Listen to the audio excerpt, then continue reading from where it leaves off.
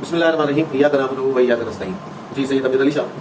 साहब का general secretary सब यूथ विंग डिस्ट्रिक्ट जामशोरो। रात को सिंध के सदर अली मालिक शेख साहब ने और जनरल सेक्रेटरी अलीपल साहब ने कुछ नोटिफिकेशन जारी किए, जिसमें मुख्तलिफ इस्लाह के उन्होंने नोटिफिकेशन जारी किए, जिसमें डिवीज़न कराची के उन्होंने नोटिफिकेशन जारी किए, जिसमें उन्होंने हैदराबाद डिवीज़न के नोटिफिकेशन जारी किए। फिर कुछ ही टाइम के बाद फिर एक और नोटिफिकेशन आता है, वो इन तमाम नोटिफिकेशन को डी नोटिफाई करने का नोटिफिकेशन आता है कि भाई ये सारे के सारे नोटिफिकेशन जो हमने इशू किए थे वो सारे के सारे हम कैंसिल कर रहे हैं। अब इसके पीछे वजह क्या बनी? वजह ये बनी है कि बहुत सारे ऐसे कारकुनान ने इस बात पर एतराज़ उठाया कराची से, हैदराबाद से, इंटीरियर सिंध से, कि ये जितनी भी सिलेक्शन हो रही है वो इंतहाई गलत हो रही है। अगर आप लोग सिलेक्शन नहीं करा रहे, सिलेक्शन कर रहे हैं, तो कम से कम आप मेरिट पे तो करें। तो उसमें बहुत सारे कारकुनान ने अपना एक रद्द-ए-अमल दिया कराची से, हैदराबाद से, मुख्तलिफ इजलास से। उस रद्द-ए-अमल को देखते हुए और फिर साथ में उस नोटिफिकेशन में ये भी बात जाहिर की गई, कैंसिल वाले नोटिफिकेशन में, कि इंटर पार्टी इलेक्शन में पहले ही हमसे जो है वो बल्ला छिल लिया गया है, जिसकी वजह से हम ये सारी चीज़ों को देखते हुए हम ये सारे नोटिफिकेशंस कैंसिल करना है। तो मैं असल में ये कहना चाह रहा हूँ कि जब आप लोगों ने ये कैंसिल कर ही दिया है और बहुत सारे लोगों ने, बहुत सारे कारकुनान ने पूरे सिंध के अंदर एहतजाज भी किया, मजम्मत भी की, तो क्यों ना इंटर पार्टी के जरिए इलेक्शन क्यों ना कराया जाए, भले वो डिवीजन के लेवल पे हो या इजला के लेवल पे हो। अगर आप कारकुनान को उनका हक देंगे, हालांकि कारकुनान जितने भी कारकुन हैं वो अपनी तरफ से जानो माल लगा तो रहे, मगर उनसे उनका सिला उनको क्या मिल रहा है? कुछ भी नहीं। वो सिर्फ खान साहब के नजरिए के पीछे, खान साहब के पीछे पाकिस्तान तहरीक इंसाफ को मजबूत दिखना चाहते हैं, और वो इस वजह से बगैर किसी मफाद के रहनुमाओं के साथ, लीडर्स के साथ, FPS के साथ, मुख्तलिफ अपने अपने लोकल रहनुमाओं के साथ काम कर रहे हैं बगैर किसी मफाद के। तो क्यों हम उनकी बात को क्यों दरगुजर कर रहे हैं? हम क्यों कारकुनान को दरगुजर कर रहे हैं? तो पाकिस्तान तहरीक इंसाफ इमरान खान की पार्टी है। इमरान खान ने सिखाया है कि अपने हक के लिए बात करो। तो सेम इसी तरह हम भी यही चाहते हैं कि आप अपने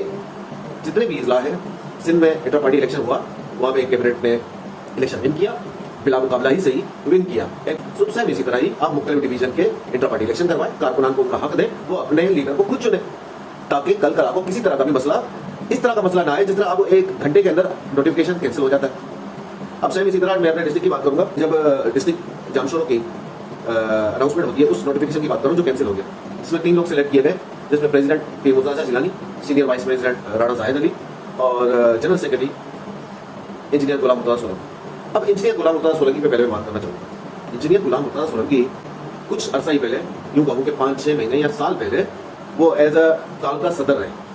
और उनकी टाइमिंग पहले से ही मखसूस रही हमारे साथ। हमने ये सोचा था इस बार जो है वो, क्योंकि वो टाइम नहीं दे पाते, तो हम इसकी जगह या इसके ओहदे को हम चेंज करेंगे।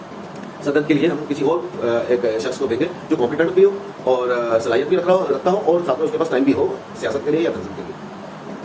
मगर इस बार ये जो सिलेक्शन हुई जनरल सेक्रेटरी के लिए, वो जो शख्स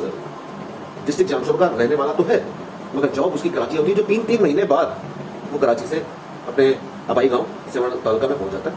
और वहाँ पे मुख्तलिफ जो उसको टाइम देना होता है पार्टी को, वो पार्टी को टाइम देता है, मगर 3 महीने बाद। तो ऐसे शख्स को डिस्ट्रिक्ट जामशोरो का जनरल सेक्रेटरी बनाने का क्या तुक बनता है? अब आ जाते हैं साहब का जनरल सेक्रेटरी। साहब का जनरल सेक्रेटरी वही है जो आज इसी नोटिफिकेशन के अंदर वो सीनियर वाइस प्रेसिडेंट। अब सीनियर वाइस प्रेसिडेंट यानी कि ना सदर ना जनरल सेक्रेटरी, वो ओहदा जो कहने का मकसद ये कि वो जो साहब का जनरल सेक्रेटरी राणा जाहिद, जिसने अपने दौर में, जनरल सेक्रेटरी के दौर में, वो दौर था जब पाकिस्तान तहरीक इंसाफ पे इतना मुश्किल वक्त था, जो लोग कॉन्फ्रेंस कर करके सब पार्टी से अलहदगी का इजहार कर रहे थे, किसी को जबरदस्ती छुड़वाई गई, किसी को दिल से छोड़ के गए, कुछ अपने मुफाद के चक्कर में आए थे और वो मुफाद के चक्कर में भाग गए। उस मुश्किल दौर में ये शख्स शमूलियतों की शमूलियत कराता रहा और अल्हम्दुलिल्लाह जामशोरो में पहली बार इतना काम हुआ जो पहले कभी जिसकी मिसाल नहीं मिलती, जहाँ पे कारकुनान की तादाद बढ़ी,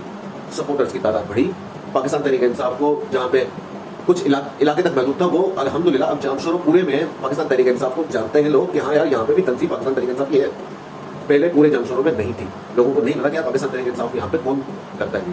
अब अल्हम्दुलिल्लाह, क्योंकि पाकिस्तान तहरीक इंसाफ का ये जो भी इलेक्शन, हमारे जनरल इलेक्शन हुए जिसमें पाकिस्तान तहरीक इंसाफ में 4 सीटें थी TPS की, एक है कि हम 4 सीटों पे अल्हम्दुलिल्लाह हमारे अहदेदार, हमारे MPA के कैंडिडेट खड़े। अब मैं आ जाता हूँ कि भाई उस शख्स की इतनी कारकर्दगी के बाद उसको सीनियर वाइस प्रेसिडेंट करके मतलब उसको एक साइड पे एक दीवार के साथ लगाया जाता है, वो जिसकी कोई वैल्यू नहीं, और उस शख्स को जनरल सेक्रेटरी बनाया जाता है जो 3 महीने तक अपनी पार्टी को टाइम नहीं देता। अब मैं ये कहना चाहता हूँ कि जब ऐसे शख्स को आप अलहदा कर दें, मैं आपको ये भी बताना चाहूँ कि पाकिस्तान तहरीक इंसाफ के जो PS 79 के कैंडिडेट थे, पी मुर्तजा जिलानी साहब थे, और पाकिस्तान तहरीक इंसाफ 78 के जो कैंडिडेट थे वो राणा जाहिद अली जो जनरल से साहब का जनरल सेक्रेटरी थे, और BS 77 के कैंडिडेट जो थे वो डिस्ट्रिक्ट के प्रेसिडेंट सरदार फारूक अहमद सोलंकी। अब सरदार फारूक अहमद सोलंकी जो साहब का सदर है वो इस बॉडी में कहीं पे है नहीं, जिन्होंने 7 तालके के अंदर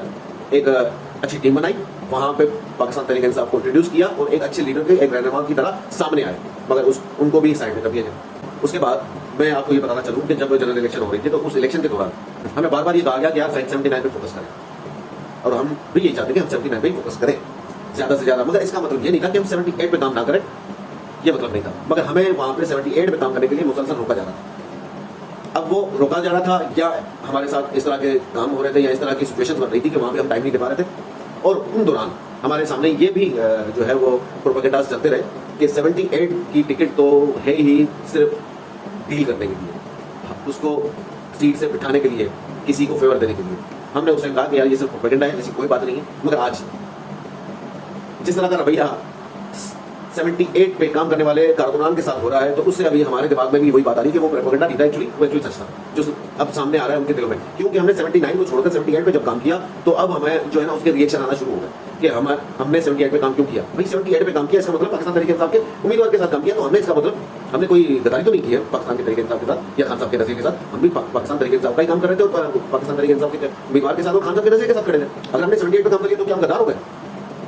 फिर अगर गद्दार कौन है तो फिर हम गद्दारों की बात, गद्दारों की माशाल्लाह लिस्ट बनी है और काफी मैंने उस गद्दारों की लिस्ट मैंने देखी और काफी लोगों को हमने गद्दार करार तो किया, मगर अभी तक हमने जब सुना था कि यार इनको DC अपना पार्टी बैन किया जाएगा, जिन्होंने बाकायदा अलग ऐलान करके पाकिस्तान तहरीक इंसाफ के मुखालिफ कैंडिडेट के साथ सपोर्ट करके उनके साथ खड़े रहे, हालांकि थे साबका अहदेदार हमारी इस बॉडी के, मतलब हमारे इस तंजीम के पाकिस्तान तहरीक इंसाफ के साबका अहदेदार रह चुके हैं, कुछ मौजूदा अहदेदार भी थे जिन लेवल के जो पाकिस्तान तहरीक इंसाफ के कैंडिडेट के खिलाफ खड़े थे, उनको हमने गद्दार तो करार मुंह से करा दे दिया, मगर अभी तक उनको पार्टी से नहीं निकाला, एक किसी सर्कुलर या नोटिफिकेशन के तहत उनको बैन नहीं किया गया। और हमें भी जब गद्दार कहा जाता है तो हम अगर गद्दार की बात करें तो जो पीर मुर्तज़ा शाह जिलानी, जिनके बड़े भाई पीर रहमान शाह जिलानी NA की टिकट के लिए उन्होंने वो फॉर्म सबमिट करवाया था, और जब टिकट का अनाउंस हुआ तो टिकट जो है वो साहब एडवोकेट अब्दुल हकीम चांडो साहब NA के लिए उनको टिकट मिला। तो जब NA के लिए टिकट की नामजदगी हो गई, पाकिस्तान तहरीक इंसाफ के कैंडिडेट उम्मीदवार जो है वो अब्दुल हकीम चांडो साहब होते हैं, तो बकाया सबको जब नोटिफिकेशन कर दिया गया था कि भाई जितने भी बाकी लोग हैं वो अपने फॉर्म से इलेक्शन कमीशन में जाके हाथ उठा ले, आके जो सिर्फ हमारे जो नामजद टिकट होल्डर्स हैं सिर्फ वो इलेक्शन लड़े। बाकी रहमान शाह जिलानी साहब ने उन्होंने तो कोई इस तरह की रिएक्शन नहीं दिया, ना ही उन्होंने अपने फॉर्म को कैंसिल करवाया। फिर क्या होता है कि जब जनरल इलेक्शन होते हैं तो पीर रहमान शाह जिलानी साहब को 13,000 वोट पड़ते हैं, और जबकि NA के जो पाकिस्तान तहरीक इंसाफ के कैंडिडेट है उनको सिर्फ 6 से 8,000 वोट पड़ते हैं। तो यहाँ पे भी अगर गद्दारी की बात करें तो गद्दार कौन है वो तो हम आपके सामने, तो हम ना ये चाहते कि हमारे पाकिस्तान तहरीक इंसाफ के अंदर किसी तरह का माहौल खराब हो, हम आपस में लड़ते रहें या झगड़ते रहें, उसको बुरा, उसको गलत, उसको गद्दार, उसको सही, उसको ये कहते रहें, और इस चक्कर में हमारे अंदर पाकिस्तान तहरीक इंसाफ की तंजीम हमारी जो है वो कमजोर होती जा रही है। हम ये नहीं चाहते, तो इस वजह से अब्दुल हलीम शेख साहब से सिर्फ इल्तिजा इतनी करते हैं कि आप इंटर पार्टी इलेक्शन करवाएं, इंटर पार्टी इलेक्शन करवा के वो डिवीजन लेवल पे भी करें, वो डिस्ट्रिक्ट लेवल पे भी करें, ताकि कारकुनान को उनका हक मिले और उनकी मनपसंद के मुताबिक उनका लीडर आए, जिनकी मकबूलियत वाकई में होगी अपने कारकुनान के बीच, तो वही आएगा। तो किसी को परेशान होने की जरूरत नहीं है। अगर कोई शख्स समझता है कि यार मेरी मकबूलियत ज्यादा है, जिनको ओहदा मिल रहा है, तो वो परेशान उनको नहीं होना चाहिए, तो इसका मतलब वही जीतेंगे, तो अक्सरियत ही जीतेगी ना। तो और दूसरी बात, जब इलेक्शन हो तो फिर भी वही बात कहूँगा कि सिर्फ उसी तरह ना हो कि फॉर्म 45 में कुछ और, फॉर्म 47 में कुछ और, ये भी इस बात पर भी ध्यान दिया जाए। तो मैं उम्मीद करता हूँ कि ये मेरा मैसेज है तो बहुत लंबा, उम्मीद करता हूँ कि इस पर अमल भी होगा, और मैं पाकिस्तान तहरीक इंसाफ का कारकुन हूँ,